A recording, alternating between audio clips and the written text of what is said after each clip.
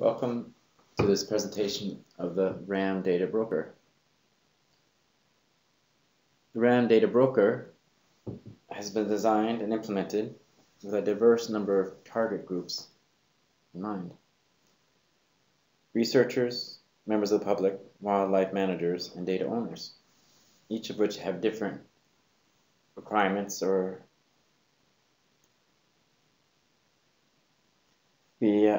simply put, the WRAM Data Broker tries to provide an easy, secure, yet flexible sharing of access to and visualization of tag and sensor data.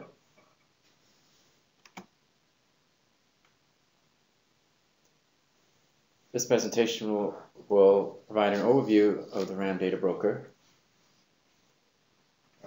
This is a diagram describing the whole system, and I'll be discussing in more detail each part. The first part I'm looking at is Authentication and Authorization.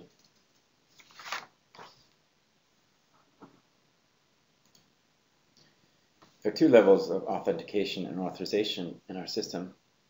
The first is via the portal, and the second occurs with each data provider via data provider connector. First, the user must register with the WRAM Data Broker system in order to make queries. Who may register and what data is necessary to provide can of course change in the future, but the current demo version of WRAM 2 requires the user's email, name, organization, and an open ID. An open ID is free and available via Google, WordPress, Blogger, Yahoo, to name a few, and is used as a means to authenticate users. After registration, the user can make queries in the portal. Which data providers that are listed for a particular user to choose from will be based on which ones that particular user is authorized to make queries with. The second level of authentication and authorization is used every time a user requests data from a particular data provider or across multiple data providers. The user will first be authenticated with each data provider, and then the data returned will be based on what the user is authorized to access. The authorization will be administered by the data providers and data owners.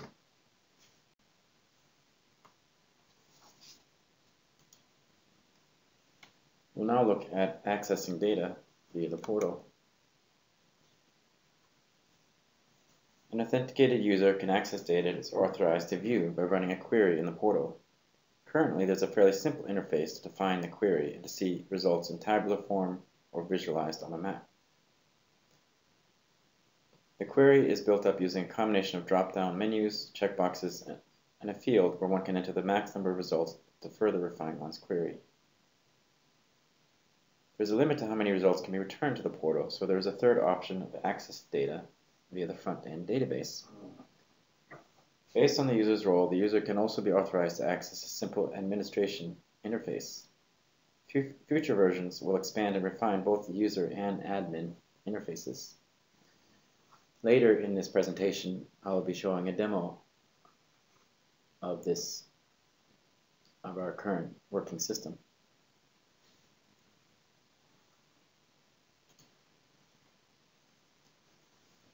The next part of the system I will be discussing is the front-end database. The front-end database is currently implemented as a temporary table in a spatial database.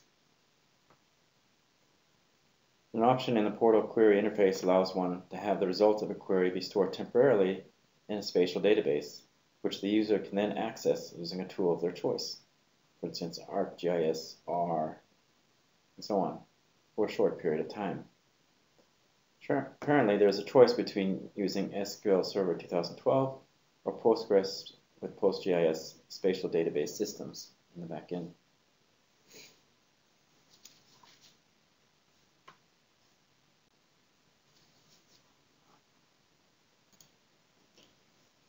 We'll now look at how to connect a data provider to the data broker. A data provider could be a database, a website, or anything that provides data in some format. The data provider connector is used to get that data to the portal or to the front-end database in a consistent format. The data provider connector is a simple API which links a specific data provider to the WRAM Data Broker. There's a translation of data types in the model, which is defined by what we call the WRAM query language. And there's a mapping of users for authentication, which is administered by the data provider via the admin portal.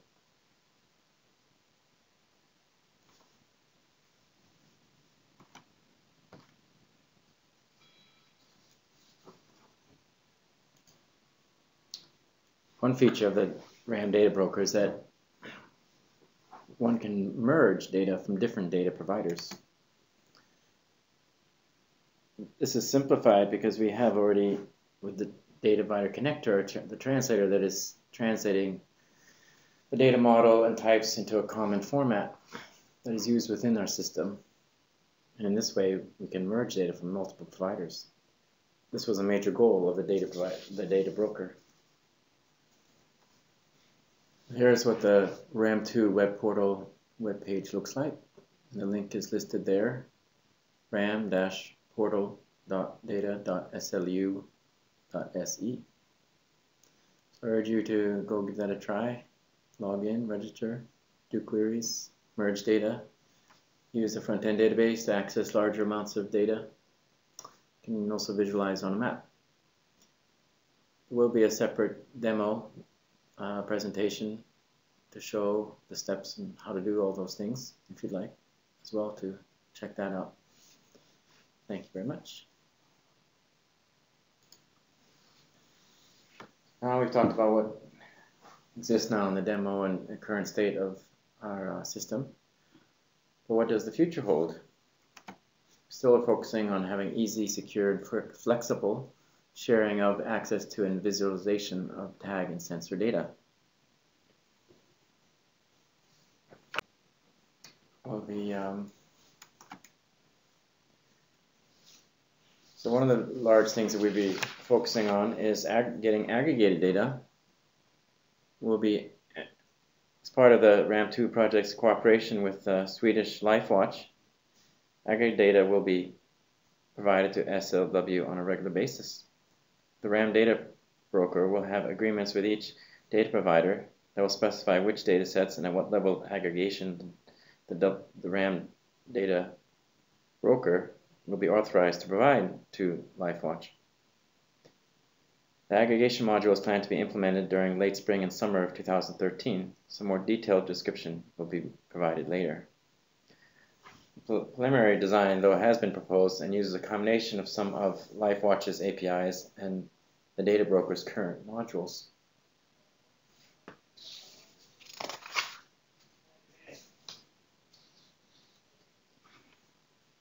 So other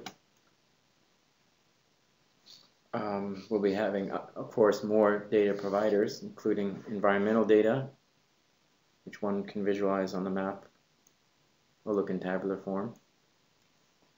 There will be an admin portal, a more advanced user portal, and of course, more and more other data providers will also be on board. So